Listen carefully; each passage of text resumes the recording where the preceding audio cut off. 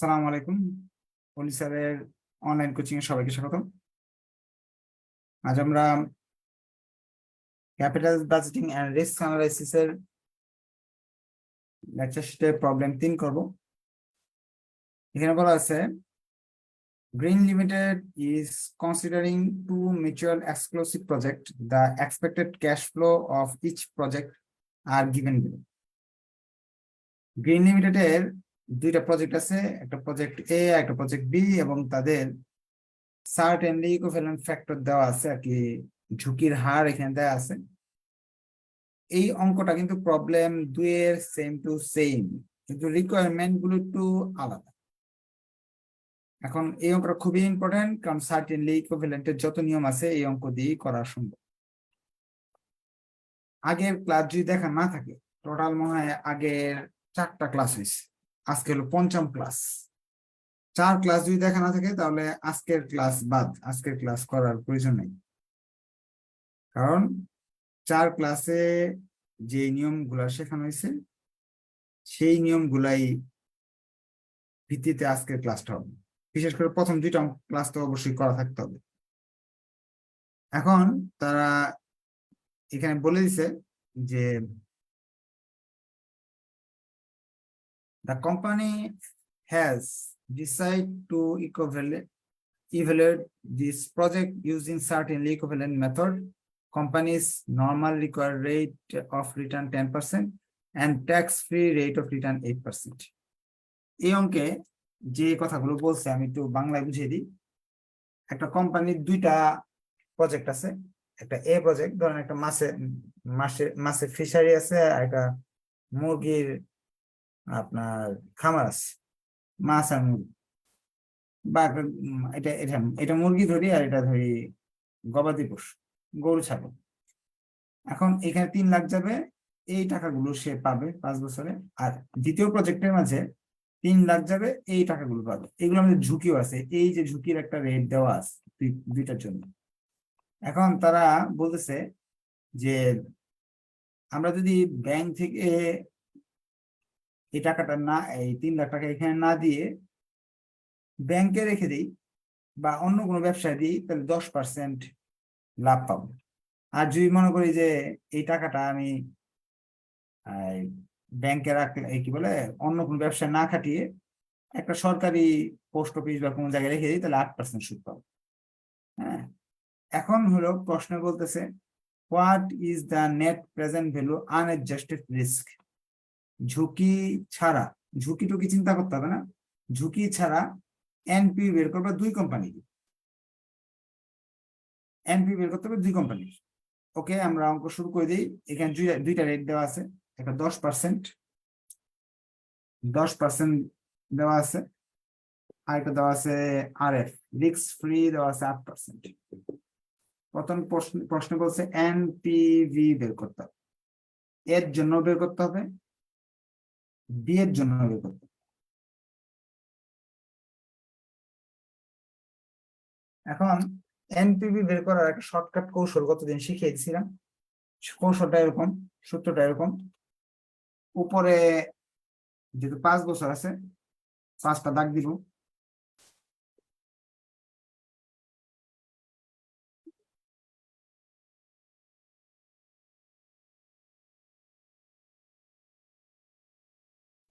ঘর করেও করা যায়, ঘর না করে এইভাবে করতেছি।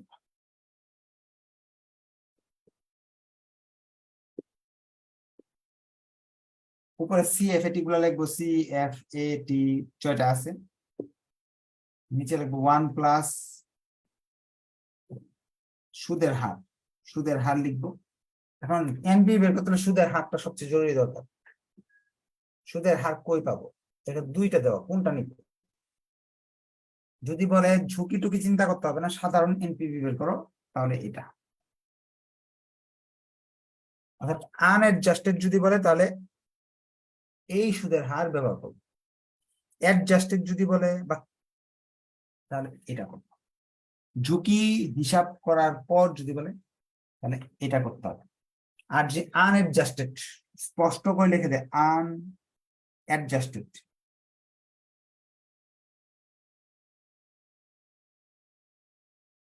ঝুঁকি অ্যাডজাস্ট করতে হবে না, তাহলে এই রেটটা নিতে হবে। তার মানে প্রথম অপশনে তারা বলছে ঝুঁকি অ্যাডজাস্ট করতে হবে না, তো আমাকে এই 10% দিয়ে করতে হবে।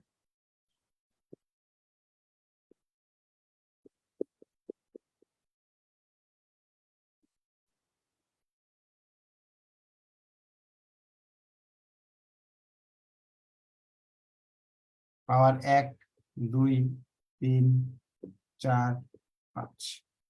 উপরে লিখবো টাকাগুলো যে দেওয়া আছে, প্রজেক্ট এ তে কি কি টাকা দেওয়া আছে, 1 লাখ, 2 লাখ, 3 লাখ, 3 লাখ, 1 লাখ, 2 লাখ, 2 লাখ, 3 লাখ, 3 লাখ। লিখবো 1 লক্ষ, 2 লক্ষ,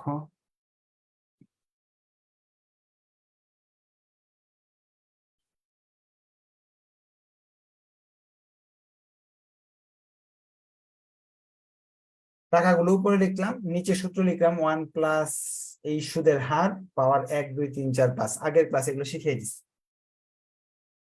এনসিও অর্থ কি? বিনিয়োগ। কয় টাকা বিনিয়োগ জেনে লাগতেছিল? 3 লাখ টাকা। এখন সাইন্টিফিক ক্যালকুলেটর নিব, লিখবো 1 লক্ষ, ভাগ চিহ্ন দিব 1+0.10 ফার্স্ট ব্র্যাকেট পাওয়ার 1 সমান সমান দিব, আনসার চলে আসবে। এটা আনসার আসবে, প্রথমটা আনসার আসবে 90909। পরেরটা আনসার আসবে এইভাবে করব, 2 লাখ লিখবো, ভাগ চিহ্ন ফার্স্ট ব্র্যাকেট এগুলো দিয়ে এখানে দিব 2, তাহলে আনসার আসবে 165, 1652892, 1502622, 204904, 1862276। সবগুলা যোগ করবো, 3 লাখ বাদ দিব, আনসার চলে আসবে 4,97,640। আপনারা করেন হাতে কলম। এই যে এনপিভি বের করলাম, বিএডটাও সেম, বিএডটার সেম।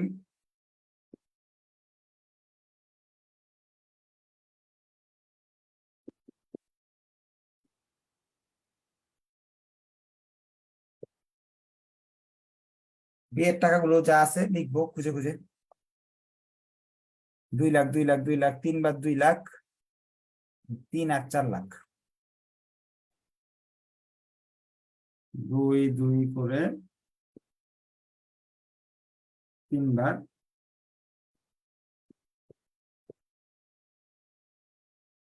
আর 1 বার 4 লাখ।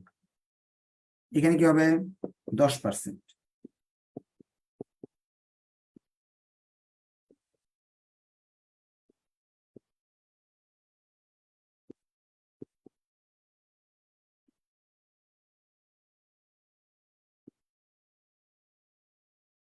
এটা সেম হলো এনসিও, এক্ষেত্রে 3 লাখ টাকা আমি বিনিয়োগ করতেছি।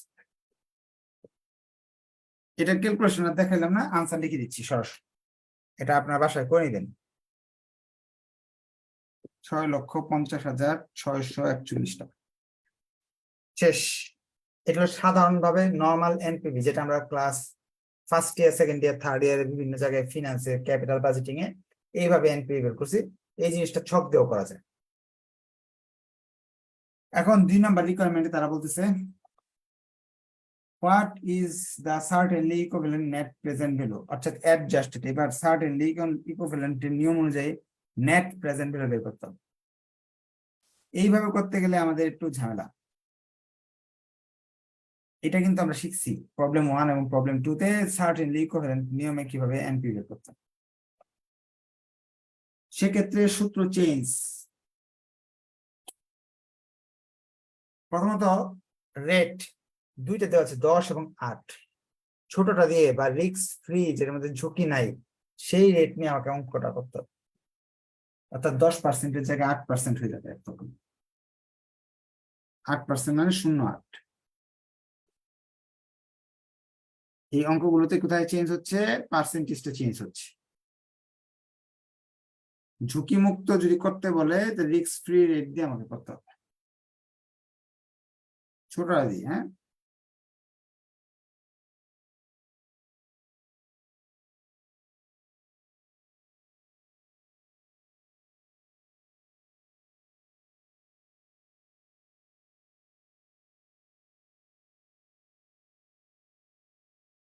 এখন পরবর্তী আরেকটা পরিবর্তন আসবে এখানে, সেটা হলো সার্টেনলি ইকুইভ্যালেন্ট ফ্যাক্টর গুলো এটার সাথে গুণ হবে। ফ্যাক্টর গুলো কোথায় দেওয়া আছে? প্রশ্নে কিন্তু দেওয়া আছে। এই যে 1, 95, 90, 85, 80, 75, 1, 90, 80, 70, 60, 50, 1, 95, 90, ও 1 তো এটার জন্য ছিল, এটা 95, 90, আমি দেখাইতেছি আবার 85, 80, 75।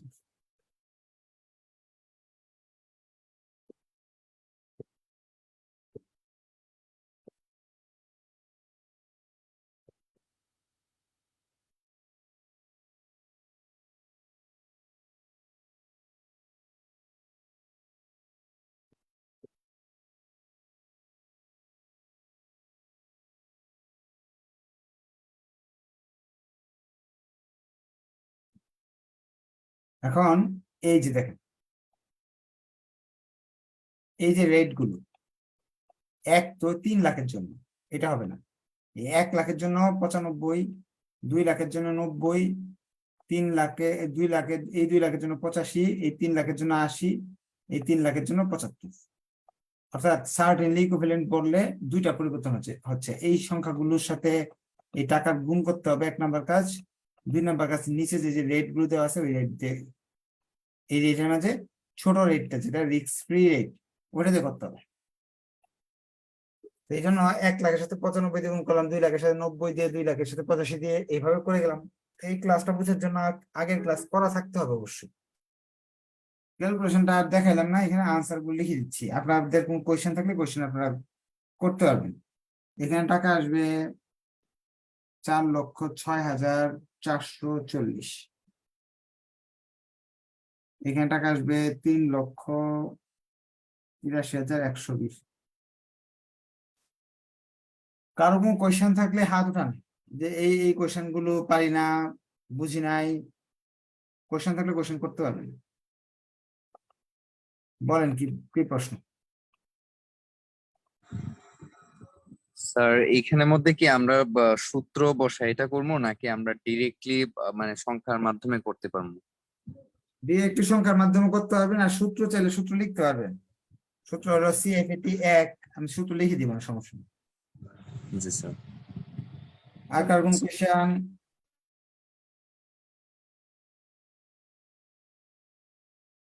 প্রশ্ন থাকলে বলতে পারেন।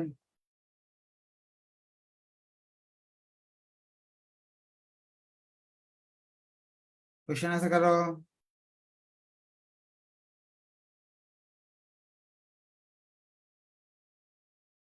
কোয়েশ্চেন নাই?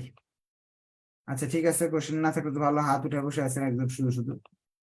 আপনাদের এই জিনিসটা, এই অঙ্কটা আরেকবার বুঝিয়ে দিব, আর সূত্রটা কি হবে সেটা লিখে দিচ্ছি। সূত্র আপনি এইভাবে লিখতে পারেন,